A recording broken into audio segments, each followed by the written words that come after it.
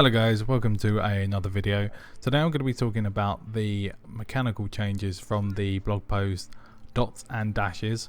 I'm going to go through the basic mechanical changes and then I will talk to you about how I think this is going to affect the game in various areas.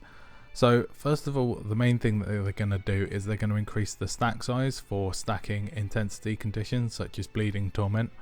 On top of that, they are changing Burning and Poison to stacking intensity. The mechanical changes of certain conditions are going to be that now that Poison stacks intensity, its healing reduction won't actually change as such. So if you have 1 stack or 200 stacks, you're still going to receive the 33% healing reduction. Confusion is changing very slightly. It's going to become a condition that does a little bit of damage over time, and then when you use a skill it will do a big sort of burst of damage as well.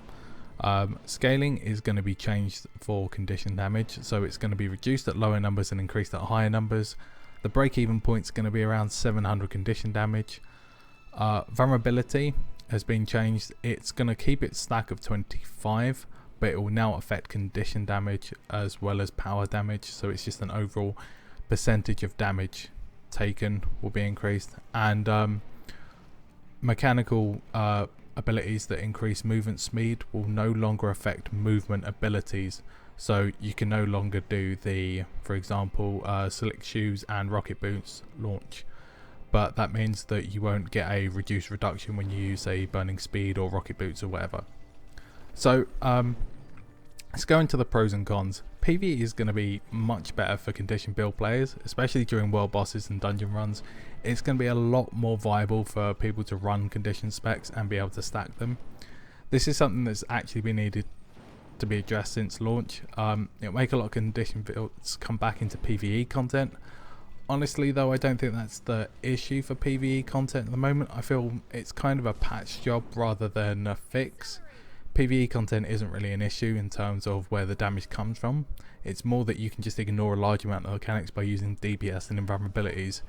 It'd be nice to see slightly more builds moving away from the pure Zerker aspect of dungeon running, but I think actually it's going to become more Zerker and Sinister. It's not going to really change anything, and I'd quite like to see them go back to the core mechanics of PvE and make world bosses harder like they did with Tequatl, and potentially build up some dungeons where we can see large amounts of, build variety, where we might need a tank and we might need some extra healing. It'd be quite interesting. World v World is going to be the biggest change for this. Now, I think actually this change isn't going to affect the current meta as such. Currently most builds are around minimizing the impact of conditions by having a large amount of condition clear and condition reduction.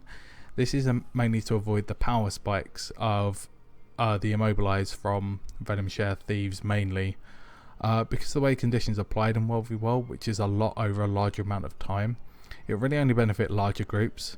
It will cement the current builds where their condition clear is very, very high and the backline can support with their condition clear as well. I personally think it's going to be a bad change, as larger groups will now have an even greater advantage over the smaller organised ones. Where the more condition clear you have, the harder it will be for small groups to add it to you. This, on top of the fact that there is a hit cap, means that actually being able to put those conditions on effectively in smaller groups, stacking is going to be a lot more viable. 25 stacks of conditions is more than enough for any player, especially if you increase the damage. Certain professionals will have a much harder time dealing with these changes than others.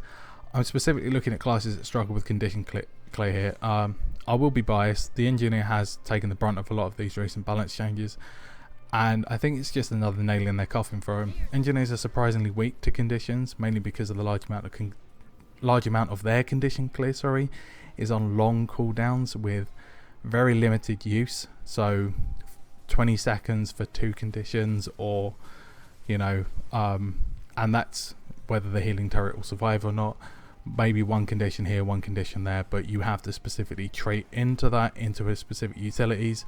With the fact that we already have to take a utility slot away for kits, it's going to make it a lot more difficult. Now, this may be fixed with balance changes, but currently there's way too much Condi clearance, Condi spam going around. With large groups having large access to both, small groups don't. I think with a lot of weapon skills having Condi passive applications is a large aspect to this. It won't matter that 0 condition damage means your bleed tick will tick for very little damage if you can now stack 500 bleeds very quickly. The previous threshold mentioned with the 700 condition damage being a cap for passive conditions to become active on would be a much more useful addition. This would mean that for effective condition application you would need condition damage, or even that condition damage would affect base duration. So for example, if you had 0 condition damage, you would get 0 baseline duration on your passive weapon skills. Then for each 7 you could say get 1% of the base condition duration up to 100% of condition duration. So if there was a baseline bleed of 5 seconds and you had say 350 condition damage, your bleed wouldn't tick hard and would only last half the possible time. This would also affect conditions that control your movement, so chill, fear, immobilize, weakness, blind and vulnerability, meaning that you couldn't go full power and have the use of all these passive conditions just flying around the place. It would mean that people could effectively use their condition clear. Conditions shouldn't be designed around the idea that you can spam them out without thinking when and where you really need them effectively. This is more noticeable in larger groups. Smaller groups, or even the large organized groups, will be thinking about this, but larger groups won't have to worry because it will just happen when people use their abilities, and it will just passively get what they need.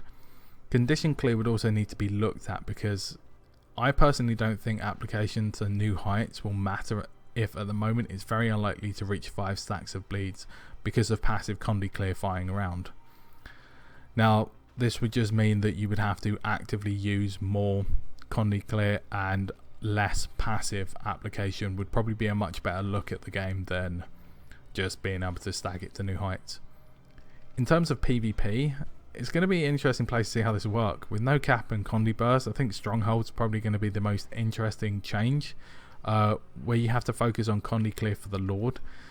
As has been said before, Epidemic is probably going to be hugely abused in these situations. Interesting to see what would happen if your Lord had a large stack of, say, 50 bleeds and 20 stacks of burning, and then suddenly one Necromancer decides to Epidemic and Condi spam you, quickly burning everyone in the area down.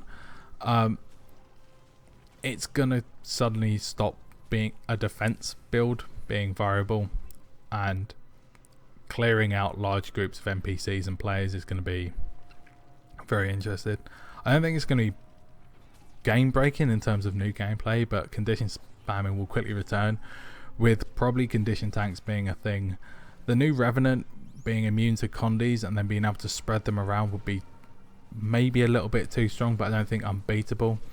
Again, I think conditions as a whole need looking at. Increase the cap for PvE is definitely a step in the right direction, but overall this will cause more issues for number disparity in World v World and a sudden shift in PvP.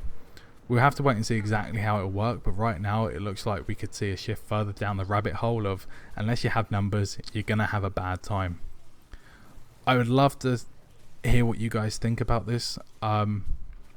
Personally, I've said what I wanted to say, that this is all my opinion, but if you guys can think of any other ways that this is going to be good for people or even bad for people, I would very much like to hear. Any worries or concerns, please leave them in the comment section below. Give this video a thumbs up if you liked it, and hopefully we'll have another discussion on this when the New Balance changes come out. So take care for now, guys. I'll speak to you later.